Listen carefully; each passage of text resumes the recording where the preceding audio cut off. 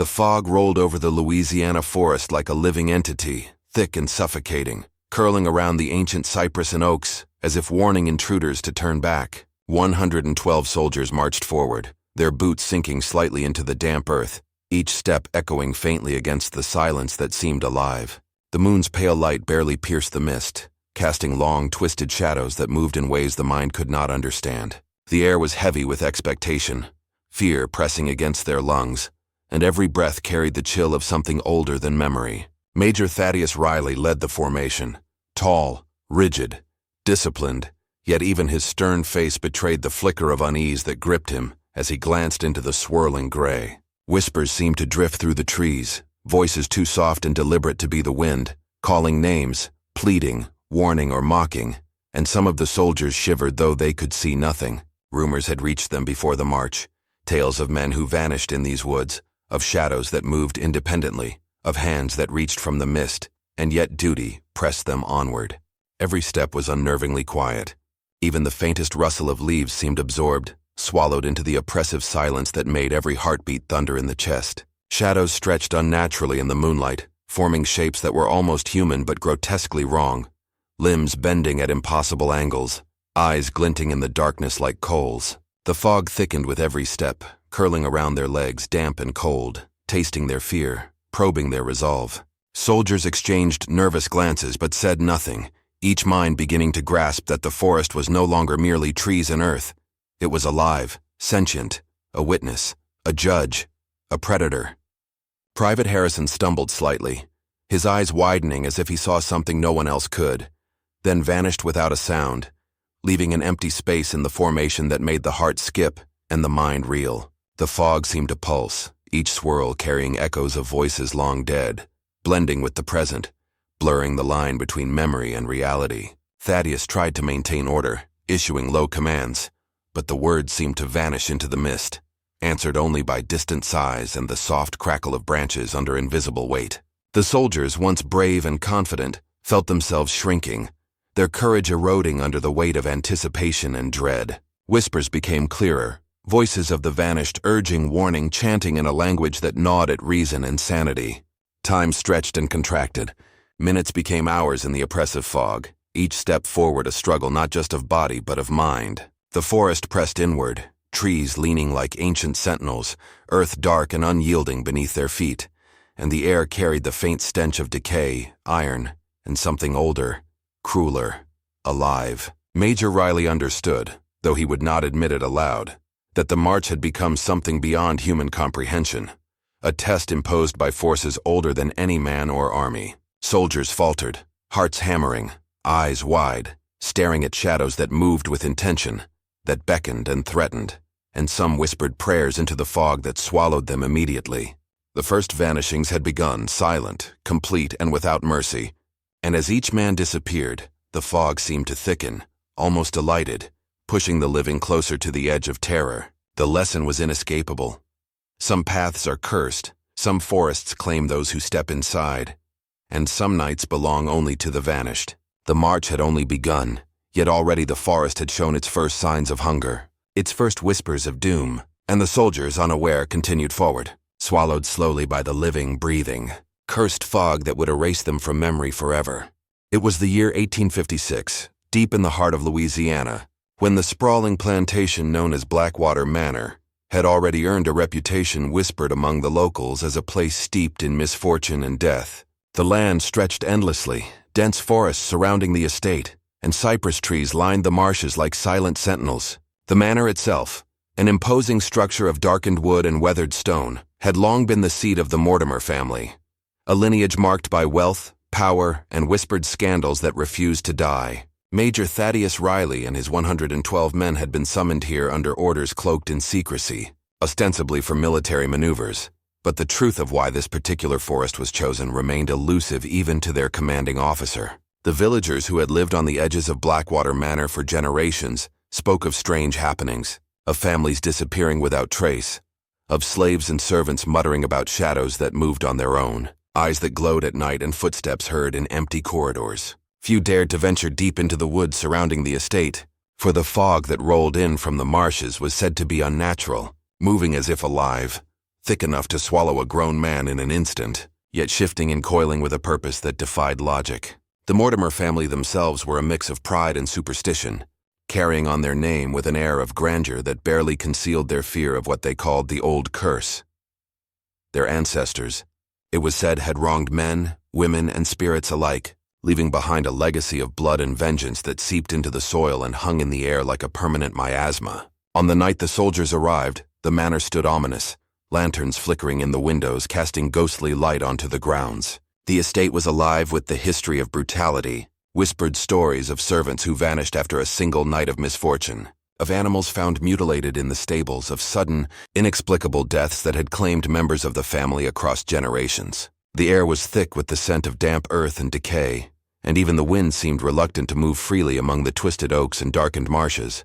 Major Riley studied the layout carefully before entering, noting the dense forest to the west, the bogs that spread like open wounds, and the remnants of structures long abandoned, yet somehow preserved by some unseen force. His men followed in formation, each step measured, every sound amplified by the silence that enveloped them.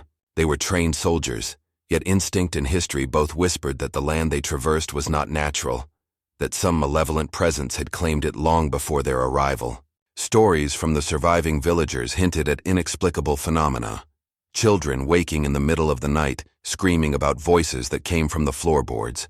Slaves who refused to enter certain rooms without ritual, and travelers who had entered the forest and returned only as hollow-eyed shells, unable to recall what horrors they had witnessed. Thaddeus Riley, a man of reason and logic, dismissed some of these tales, attributing them to superstition, fear, and the human tendency to dramatize the unknown. Yet, as he observed the fog pressing close around their formation, carrying whispers of warning, he could not deny a growing sense of unease. The soldiers themselves were an assortment of youth and hardened veterans, some having fought in campaigns across the country, others fresh recruits with a mixture of pride and trepidation in their eyes.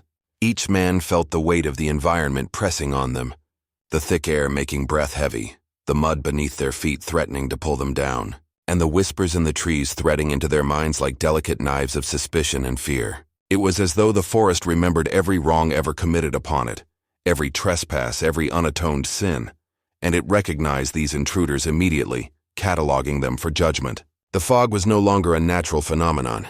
It had character, intent, and patience. It coiled around limbs, clung to uniforms, and seemed to test the courage of each man individually while binding them together as prey.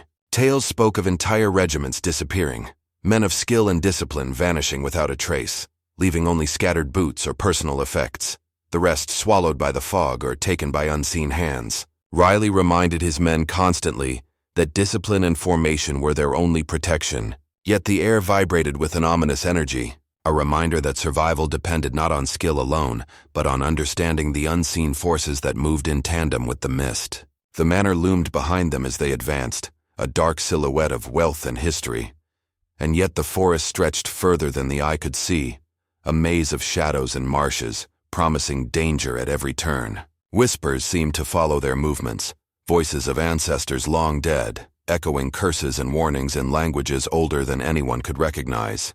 The deeper they penetrated into the fog, the more they felt the forest's awareness, as if it watched their every move, cataloged every misstep, and measured their worthiness to proceed. Here, in this haunted landscape of moss-draped trees, decaying earth, and stagnant water, the soldiers began to realize that their presence was not accidental. Every choice they made, every path they took, was being observed by powers unseen, ancient, and relentless. The background of Blackwater Manor, with its history of vanished men, cursed land, and whispered legends, had set the stage. What began as a march of discipline and duty had already transformed into a journey into the unknown, where survival required more than courage. It demanded an understanding of the darkness itself, a darkness that had waited patiently for the right moment to reveal its wrath. By the time the first quarter of the forest had been crossed, the soldiers felt the oppressive weight of centuries of malice pressing down upon them, and the fog seemed to thicken in response to their fear. The land itself was a participant, shaping the night, and guiding them toward events that no man, no regiment could ever fully comprehend or survive. Every sound, every movement, every whisper of air reminded them that Blackwater Manor and its surrounding woods were no ordinary landscape. They were a living, breathing force of history, cruelty, and vengeance, and they were entering its grasp willingly, or so they believed. The deeper the soldiers ventured into the Louisiana forest, the more the fog became a living presence, pressing against them, whispering through the branches, curling around their boots and wrists like spectral hands. Shadows danced at the edge of vision, forming shapes that were almost human, almost familiar, but twisted into grotesque parodies that made the heart skip and the stomach churn. Each step forward felt like a descent into another world, one governed not by reason or law, but by something older, crueler, and far more intelligent than any mortal mind could comprehend. Private Anderson, a young man barely 20, stumbled, his hand grasping at the moist air, trying to anchor himself to reality. But even as he looked around, the fog seemed to distort, elongating the trees, stretching shadows into impossible angles, and he felt the creeping certainty that he was being watched, assessed, and judged. The soldiers' disciplined formation began to falter as whispers, soft, persistent, impossible to locate, seeped into their minds. Names were called, voices imitating wives, sisters, mothers, and comrades long dead, begging them to turn, warning them, or luring them into spaces that no one could see. Thaddeus Riley shouted commands, his voice slicing through the mist, but the responses were delayed, fragmented, and sometimes came from directions where no one stood. The fog seemed to feed on their uncertainty, growing thicker, heavier, and almost sentient in its movements, swirling around them, closing off paths, opening new unseen trails, and twisting the familiar landscape into an alien maze. Rumors spread quickly, whispered from soldier to soldier in panicked breaths, eyes glowing among the trees, fleeting glimpses of figures that vanished when looked at directly, hands reaching from the underbrush. Every sound was amplified, every crack of branch or distant howl magnified into something threatening, unnatural, impossible. The forest was alive with anticipation, a predator stalking its prey. Major Riley kept pushing forward, yet every instinct screamed at him to halt, to regroup, to retreat. But there was no turning back. As they moved deeper, the first disappearances occurred. Private Harrison had vanished completely, leaving only a single boot behind, eerily clean despite the mud and undergrowth, as though the earth itself had rejected him. Panic began to ripple through the ranks, but Thaddeus attempted to maintain order, forcing the men to keep formation while their fear accumulated like storm clouds over their heads. Eyes darted from shadow to shadow, ears strained to interpret the whispers, yet the mind could not grasp what it heard, twisting rational thought into panic. The fog responded to fear, thickening when hearts pounded, swirling faster when hesitation occurred, and moving to isolate individuals who faltered. Soldiers began to call to one another, voices trembling, eyes wide, hearts racing.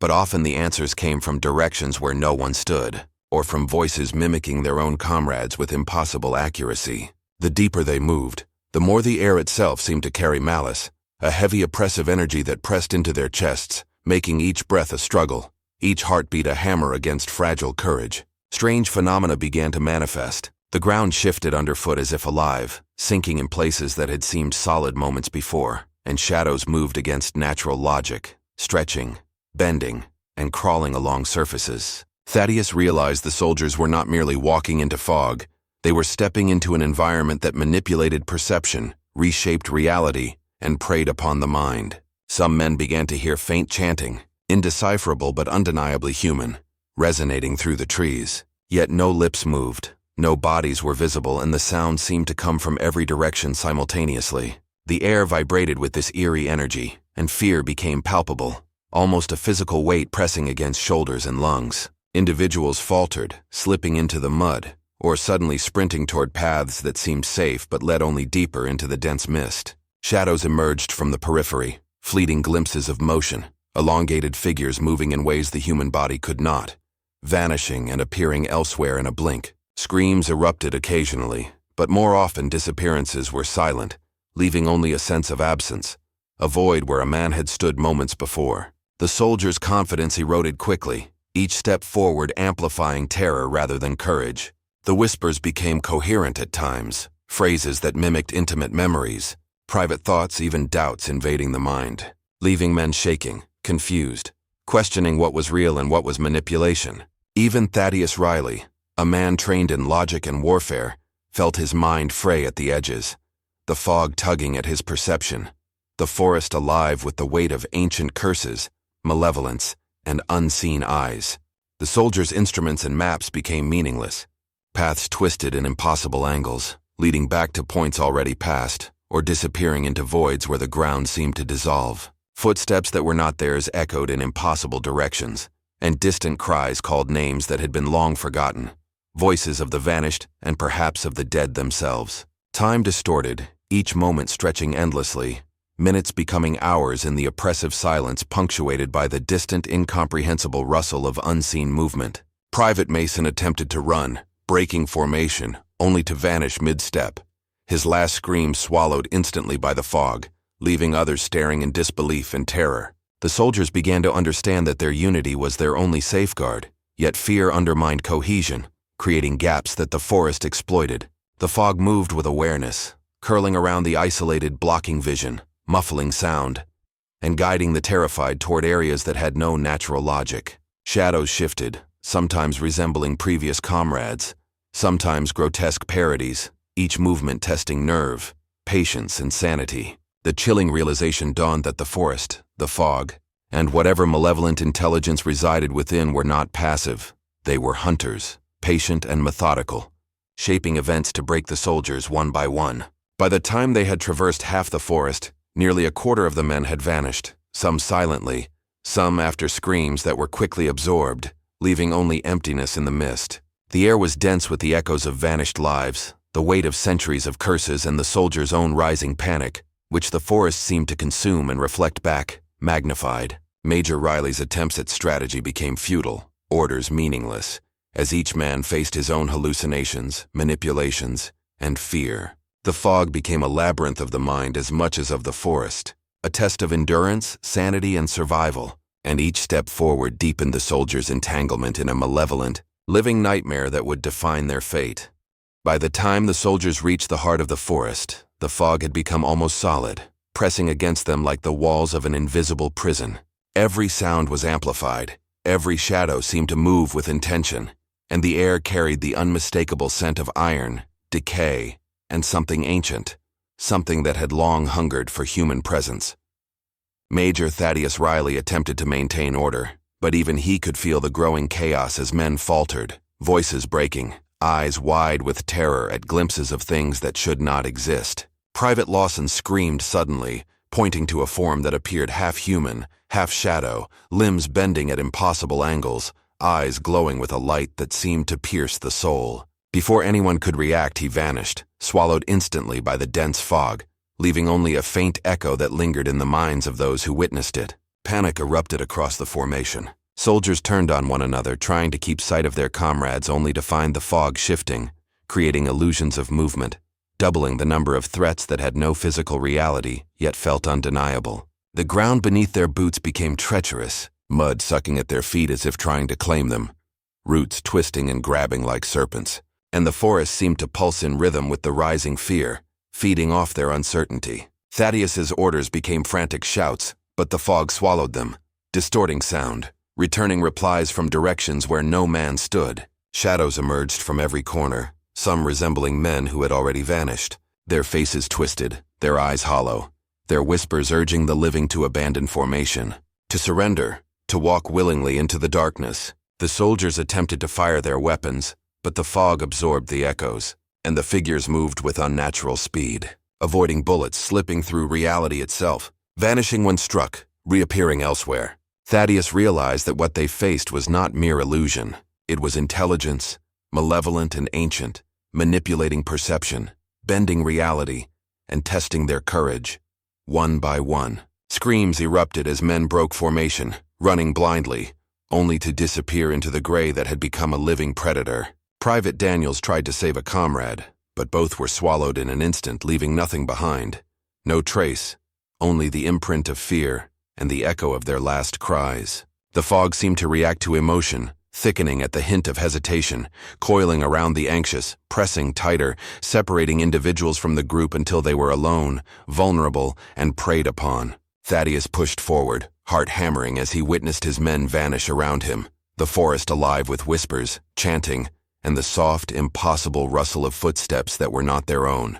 He understood chillingly that they were trapped not by geography, but by some intelligence older than any living memory, a consciousness that fed on courage and terror alike. As the march continued, the trees themselves seemed to shift, creating corridors where none had existed, twisting paths back upon themselves, confusing the senses, and drawing soldiers deeper into the fog's embrace. Shadows coalesced into figures of familiar authority, mocking gestures, distorted faces of commanding officers from previous campaigns, and men stumbled, obeying unseen commands, only to vanish in silence. The fog became thicker still, clinging to skin, clothing, even breathing, each exhalation drawn into its mass like smoke into a furnace. And the soldiers felt themselves losing not only their comrades, but their own sense of reality. Whispers now became coherent, speaking threats, revealing fears, mimicking voices of lost family members, or uttering impossible prophecies of doom, each word slicing into confidence, eroding reason. Major Riley fought to maintain command, but the fog challenged him, whispering doubts, showing visions of failure, erasing paths he knew existed, and separating him from the men who remained. A scream split the night, long and drawn, followed by silence that felt heavier than sound. And those who heard it understood without seeing that a man had been claimed completely, body and soul swallowed by the malevolent mist. The soldiers tried to regroup, but the forest seemed to shift at will, manipulating the layout, the paths, the perception of distance, creating labyrinths of impossible proportions. Some attempted to retreat, only to find themselves back where they started, or at the edge of marshes that had not been there moments before. The fog manipulating reality itself. Figures appeared among them, shadows given shape, moving against natural law, emerging and vanishing in a heartbeat, their presence overwhelming the senses. Men began to collapse under the weight of fear and exhaustion, crawling through the mud and roots, only to be pulled into the fog or vanish completely, leaving no trace. The forest seemed to anticipate every move, feeding on panic, each heartbeat, each tremor of doubt amplified, the fog alive, patient, and methodical. Major Riley witnessed the climax of horror, the full manifestation of the forest's power. The men who had marched with him mere hours ago now reduced to echoes and absence, the fog wrapping tighter around those who remained, and shadows moving with deliberate purpose, herding them into corners, separating them, claiming them one by one. The cries, whispers, and eerie silence merged into a symphony of terror that would haunt survivors forever, a living testament to the malevolence embedded in the land and the history of Blackwater Manor. And then, for the first time, the forest seemed to pause, the fog holding its breath as if judging, before it descended once more, completing its ritual of terror, leaving only Major Thaddeus Riley and a handful of men, their sanity stretched thin, their courage tested beyond comprehension, standing at the edge of a nightmare that had claimed more than they could ever count. The forest finally fell silent, the fog lingering like a heavy shroud over the twisted paths, broken trees, and the scattered remnants of men who had once marched with unwavering discipline. Those who remained, few and trembling, could barely comprehend what had occurred. The air, though still thick with moisture, seemed less hostile, yet the oppressive weight of unseen eyes persisted, pressing against the mind and body as if the forest itself refused to release its claim. Major Thaddeus Riley and the handful of surviving soldiers stumbled forward, their eyes hollow, voices muted, bodies aching from hours of exertion and fear. The realization settled slowly, chillingly, that the 112 men who had begun the march had been reduced to shadows and memories, erased from the world with a precision that defied reason. They tried to account for the missing, counting names over and over.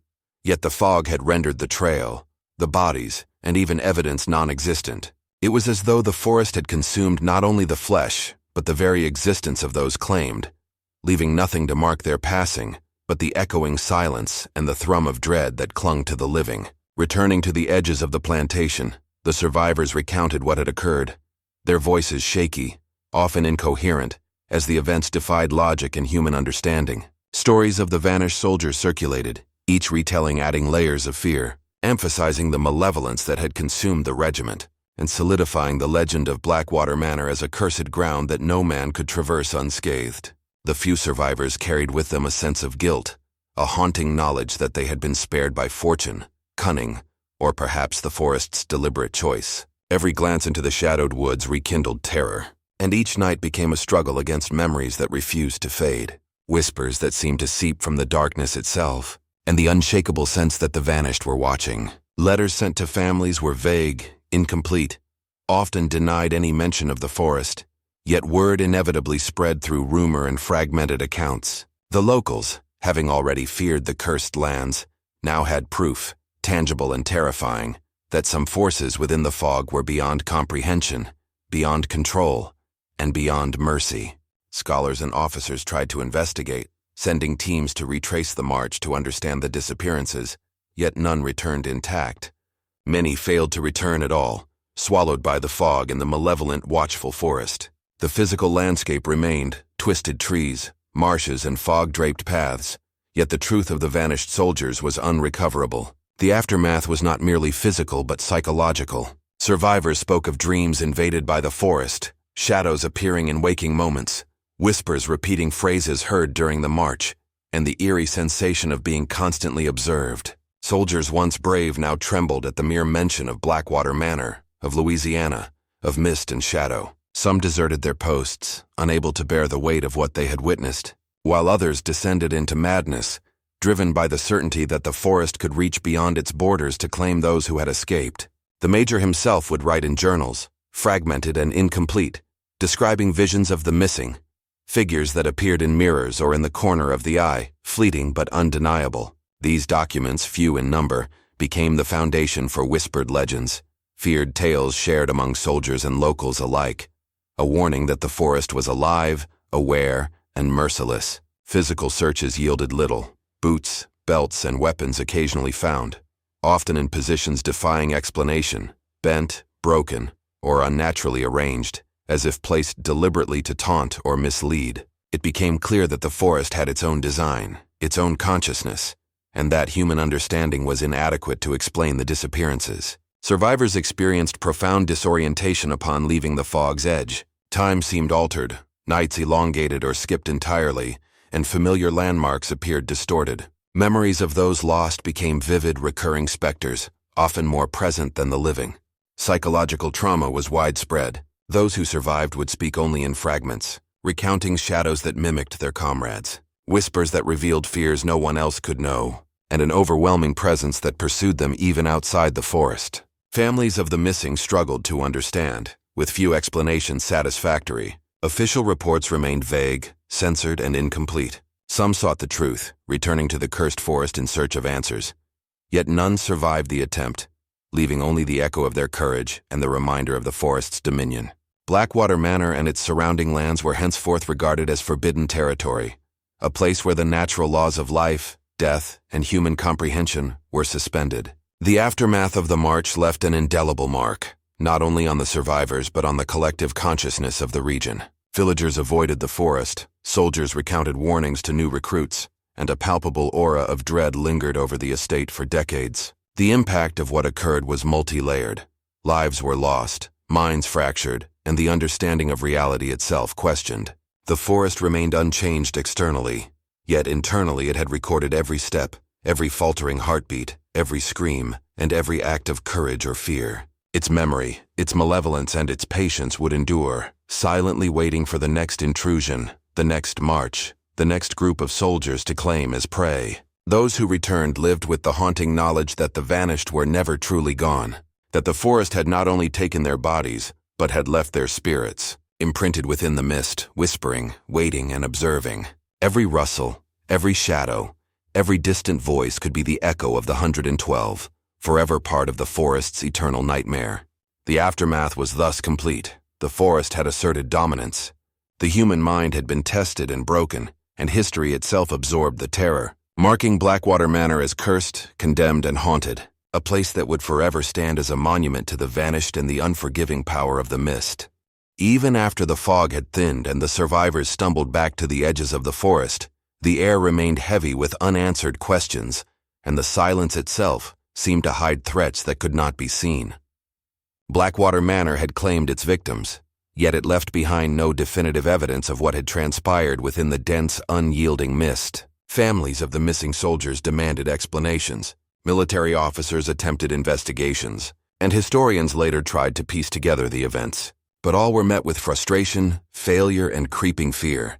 Some survivors spoke of impossible visions, figures that appeared in the corner of the eye but vanished when looked at directly, voices that repeated secrets no living person could know, and shadows that seemed to move with intention, as if alive. Investigations into the forest yielded bizarre findings. Footprints led into the fog and never returned. Items of clothing or personal belongings were found in places that defied logic, and some areas seemed to shift between reports, appearing at times closer to the manor, at other times farther into the marsh. Attempts at mapping the terrain failed. Compasses spun erratically, and the fog itself seemed to distort direction, time, and perception. Scholars hypothesized about hallucinations caused by isolation and fear, while others suggested supernatural intervention, yet no consensus emerged. The mystery deepened as decades passed. Stories of vanished soldiers became legend, yet each retelling added new details, new shadows, new whispers that contradicted the last. Letters sent by survivors were fragmented, incomplete, often returning to accounts of shapes, voices, and sensations that could not be verified. Some survivors were haunted by dreams, visions in which the forest reached beyond its borders, manipulating memories and reality even after leaving the cursed land. These hallucinations, vivid and relentless, blurred the line between past and present, leaving their minds unstable, their testimonies unreliable, and the truth forever obscured. The forest itself seemed to respond to intrusion. Expeditions organized years later reported an unnatural intelligence at play.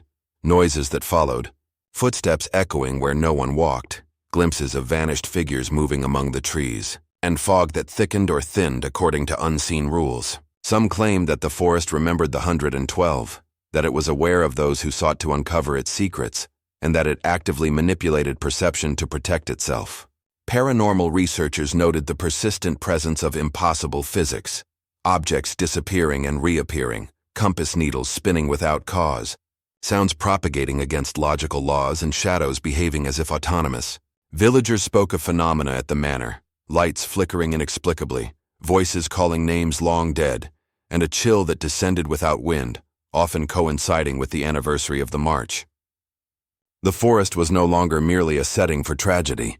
It had become a character in its own right, sentient, patient, and malevolent, interacting with reality, perception, and memory. Scientists who tried to measure or explain these occurrences failed repeatedly, unable to account for phenomena that defied natural law. Magnetic anomalies, unexplained auditory signals, and visual disturbances were documented, yet no model could predict, explain, or replicate the events.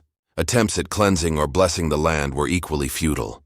The fog remained, thick and unyielding, and legends warned that any who tried to penetrate the forest's core would vanish without trace. The mystery was compounded by the absence of concrete evidence. Unlike battlefields or crime scenes where bodies, blood, and objects reveal their story, Blackwater Manor and its surrounding woods seemed to erase all proof. Survivors' accounts were all that remained, yet they were fragmented, unreliable, and steeped in terror. Scholars attempting to reconcile these narratives with the geography and climate of the region were left with contradictions, impossibilities, and a lingering sense of malevolent purpose in the forest's design. Some suggested the fog itself was a portal, an intersection of dimensions, or a remnant of some ancient curse, but no theory could fully explain the disappearances. Others posited that the forest operated as a predator, feeding not on flesh alone, but on memory, fear, and perception, selectively claiming men while sparing others as a demonstration of power. Every attempt to explore or measure the forest's phenomena ended in frustration or disappearance, reinforcing the belief that Blackwater Manor and its mist were beyond human understanding. The survivors' lives were forever altered. They carried with them memories that were vivid, horrifying, and often inconsistent with reality. Sleep was plagued by nightmares, moments of clarity shadowed by visions of the missing, and the sense of being followed by unseen observers persisted. Even decades later, the story of the 112 soldiers remained unresolved, a chilling testament to forces beyond comprehension, a warning that some mysteries are not meant to be solved. The forest's malevolence became woven into local folklore, a living legend that transcended generations. Children were warned, travelers avoided the paths, and the very air around Blackwater Manor carried a weight of dread that could not be quantified. The mystery endures because the vanished left no evidence, the fog erased all trace, and the intelligence behind it remained inscrutable. The 112 were never recovered, and their fate remains a chilling question mark. A reminder that some events are governed not by chance or reason, but by forces that measure, test, and claim with deliberate, patient malice. The forest holds its secrets still, and those who approach are cautioned not by signs or walls, but by instinct and the whispers carried through the mist, telling all who listen that the vanished are watching, waiting, and that curiosity may well be the last step one ever takes. The survivors of the march emerged from the forest changed, hollowed, as though the mist had not only consumed their comrades, but had stolen fragments of their very souls. Major Thaddeus Riley walked with a measured, trembling pace, his eyes scanning the fog-shrouded tree line that had swallowed so many. Aware that the land had marked them, imprinted a memory of horror that would never fade. Each breath he took was heavy with the knowledge of what had occurred, and yet heavier still with the unshakable sense that the forest continued to watch, to remember, and perhaps even to judge. The few soldiers who remained alive were silent, speaking only when necessary, eyes darting toward shadows that lingered at the periphery, waiting for movement that might indicate the return of the vanished. Even when the fog receded, the forest's presence was palpable, an oppressive weight pressing against the mind, leaving memories of the march vivid, unstoppable, and horrifyingly precise. Stories of the vanished soldiers spread slowly, each retelling adding layers of fear, fascination, and disbelief. Letters home were carefully worded, censored by military command, but rumor carried faster than any order. 112 men had marched into the fog, and almost none returned. Those who survived carried scars invisible to the eye but visible to the soul. Unending nightmares, whispers that pierced the quiet of night, and the constant sensation of eyes upon them, unblinking and patient. Local villagers shunned the path to Blackwater Manor, the estate becoming a symbol of fear, a dark monument to vanished lives, cursed soil, and the relentless power of the unseen. Over the decades, legends grew, speaking of the forest as a sentient entity, a guardian of its own mysteries, punishing trespassers and claiming those who dared enter its fog-laden depths. Expeditions sent to recover the missing were either turned away by inexplicable phenomena or failed entirely, with participants disappearing like shadows into the mist, leaving nothing behind. Scholars and officers debated whether the forest possessed supernatural intelligence or if psychological terror alone had caused the mass disappearance. But neither theory could account for the complete erasure of bodies, nor for the persistent hauntings reported by survivors. Major Riley, in his later years, recorded in journals the recurring visions that plagued him. Shadows resembling fallen comrades appearing unexpectedly, whispers of their voices in empty rooms, footsteps echoing in hallways long after no one had walked there. Sleep offered no reprieve, dreams invaded by fog, figures that twisted and bent impossibly, and a sensation of falling endlessly into darkness. Some claim to have seen glimpses of the vanished soldiers, pale and spectral, wandering among the trees as if caught between worlds, while others reported that the forest itself had grown restless, thickening in anticipation of new arrivals, observing, waiting, ensuring the horror of the past continued into the future. The ending of the march, the forest's ultimate claim, became more than tragedy. It became a lesson etched into the very air of Louisiana, a testament to forces beyond human understanding, the peril of curiosity, and the limits of courage when confronted with the incomprehensible. The land and the fog had demonstrated not merely cruelty, but deliberate patient malice, teaching that some terrains are not conquered by bravery or skill, but only survived by luck, endurance, and the reluctant grace of unseen powers. Blackwater Manor and its surrounding forest became a place of whispered warnings, of maps unmarked and paths avoided, and of the chilling certainty that the vanished were never truly gone. Their presence lingered, threaded into the very mist, shaping perceptions, testing courage, and ensuring that anyone who entered would carry a fragment of that terror forever. Even generations later, descendants of the missing soldiers spoke of inherited unease, dreams where the fog called their names, shadows that seemed to mimic movement and sudden, unexplainable cold that reminded them the forest never forgets, and the vanished never truly depart. The horror of the march, of 112 soldiers swallowed by the mist, remained a stain on history, an unresolved event that defied all attempts at understanding or rationalization. Blackwater Manor stood as a monument to vanished lives, to cursed ground, and to the eternal dominion of the forest that had claimed them. And in the quiet hours, when the wind whispered through the cypress and oaks, the stories persisted, reminding all who dared listen that some forces cannot be challenged, some mysteries cannot be solved, and some fates are sealed with fog, shadows, and silence. Major Riley's last recorded entry spoke simply, yet profoundly. We walked into history, and history did not release us. The fog watches, the forest waits, and the vanished remain. With that, the ending of the march was sealed, a haunting reflection on mortality, courage, and the unknowable power of a forest that had waited centuries for its due. A place where the line between life and disappearance was not just thin, but erased entirely, leaving only whispers, shadows, and the lingering echo of 112 souls lost forever.